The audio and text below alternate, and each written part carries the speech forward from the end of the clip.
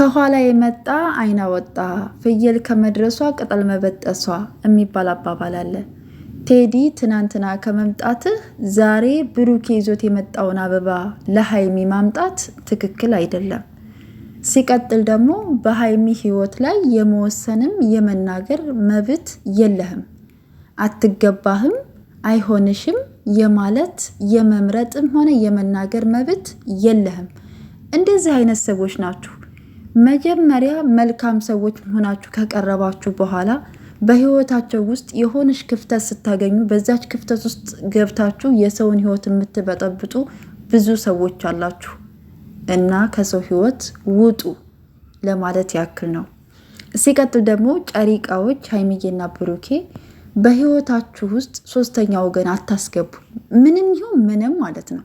ጓደኛ ሊኖራችሁ ይችላል፣ ወዳጅ ሊኖራችሁ ይችላል። ግን ደግሞ ገደብ ይኖራችሁ። ሁሉንም ህይወታችሁን ለሰው አታውሩ፣ ለሰው አታሳዩ፣ ለሰው አትናገሩ። ምክንያቱም ሰው የሚፈልገው ደካማ ጎናችሁን ስለሆነ በህይወታችሁ ውስጥ በትክክለኛ ህይወታችሁ ውስጥ የሆነ ነገር ሲፈጠር ለዛ ችግር መፍትሄ መፈለግ፣ ነገሮችን ሰከን ብሎ ማስተካከል ነው እንጂ መናደድ፣ መበሳጨት፣ ሌላ ነገር ማምጣት ትክክል አይደለም።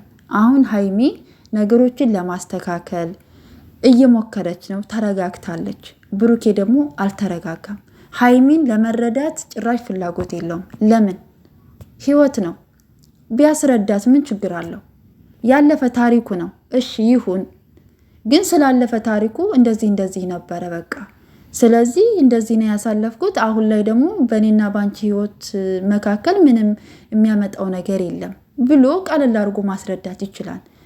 አለመናገሩ ደግሞ ልጅቷን ሌላ ጥርጣሬ ውስጥ እያስገባት ነው። እኛ ሴቶች ታውቃላችሁ፣ ያሰብነው ነገር ካልተነገረን በጣም ነው እንትን የምንለው አይደለ? ለምሳሌ እናንተ ፍቅረኛ ላይ ብሏችሁ ነግሯችሁ ይሆናል አይደለ? ግን የሆነ ሰዓት ላይ የሆነ ነገር አገኘ ወይም ተላከላችሁ። ያንን ነገር አይታችሁ እንዴ ይሄ ነገር ከድሮ ፍቅረኛ ጋር ነው ወይስ ያለፈ ታሪኬ ነው ቢላችሁ እንዴት ነበረ አስረዳይ ብትሉት ምን ችግር አለው? ማስረዳት የለበትም? አላስረዳም አይመለከትሽም ምናምን ቢላችሁ ምን አይነት ስሜት ነው የሚሰማችሁ? አንዳንድ ጊዜ እንደ ሴቱ ናችሁ አስቡ። እሺ በእኔ ቢሆንስ እኔ ምንድን ነው ማለት ያለብኝ ብላችሁ አስቡ። ለመፍረድ አትቸኩሉ። ብሩኬ ደግሞ ብትነግራት ምንም ነገር የሚቀንስም የሚጎልም ነገር የለም። የምትወዱትን ህይወታችሁን የምትዋደዱትን ነገራችሁን አታጡትም። ግን አለመናገር ደግሞ ብዙ ነገሮችን እንትን ስለሚል ማለት ነው። ስሜታዊ ባትሆኑ፣ ለውሳኔ ባትቸኩሉ፣ ነገሮችን ተረጋግታችሁ መፍትሄ ብታመጡ። አሁን ቴዲ ቅድም ሲመጣ ልክ ቪዲዮ መጨረሻ ላይ ነው የመጣው። ከዛ ተመካክረው ነው የሚሰሩት ብለን ስንናገር አይ ስራ አይደለም የእውነት ተጣልተዋል አሉና አይደለም። ግን ጨሪቃዎች ደግሞ በትክክለኛ ህይወታችሁ ላይ እንደዚህ አይነት ውሳኔም ሆነ ንግግር መስተካከል አለበት። ንግግራችሁን አስተካክሉ። ለስራም ይሁን ለፕራንክም ይሁን ለምንም ይሁን ለምን ስሜታዊ ሁናችሁ የምትናገሩት ቃላቶች ለነገ ህይወታችሁ ተጽዕኖ ያመጣሉ። ስለዚህ የምትናገሩትን ነገር አስተካክሉ ለማለት ያክል ነው። እና ሶስተኛ ወገን ደግሞ ከህይወታችሁ አስወጡ። በቃ እኔ ምን ልበላችሁ፣ በጣም ከባድ ነው። በህይወታችሁ ውስጥ ሶስተኛ ወገን ገብቶ ስለእናንተ ህይወት የሚናገር ስለእናንተ ህይወት እንትን አውቃለሁ የሚል ሰው ካለ በቃ እናንተ ህይወታችሁን ማሰብትታችሁ ሌላ ነገር ነው የምታስቡት። ስለዚህ በህይወታችሁ ውስጥ ሶስተኛ ወገን አያስፈልግም።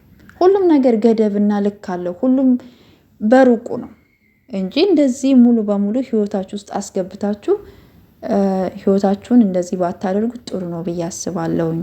እና ታረቁልን ለማለት ያክል ነው። እና ዛሬ አብረው ቁጭ ብለው አይቼ ሳልጠግባቸው እንግዲህ በመሀል የተፈጠረውን ነገር አይታችኋል። እና ነገሮችን ተረጋግታችሁ ለማስተካከል ብትሞክሩ ጥሩ ነው።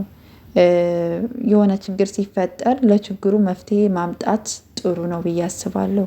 ቶሎ ብላችሁ ንዴት ውስጥ ቶሎ ብላችሁ እልክ ውስጥ ከምትገቡ የሰው ወሬ ከምትሰሙ ህይወታችሁን እናንተ ተነጋግራችሁ መምራት አለባችሁ ብዬ አስባለሁ ማለት ነው። እና ውድ ቤተሰቦቼ እናንተም ደግሞ እንግዲህ እስከ መጨረሻው ድረስ እየተከታተላችሁ ቪዲዮውን እንግዲህ ላይክ ሼር አድርጉ።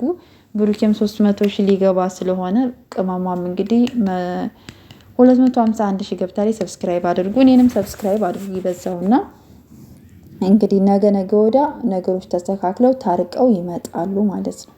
ታርቀው ይመጣሉ። ምንም አትጨናነቁ እሺ። ይታረቃሉ። ነገ ሌላ ቀን ነው፣ አዲስ ቀን ነው። ይስተካከላል ሁሉም ነገር።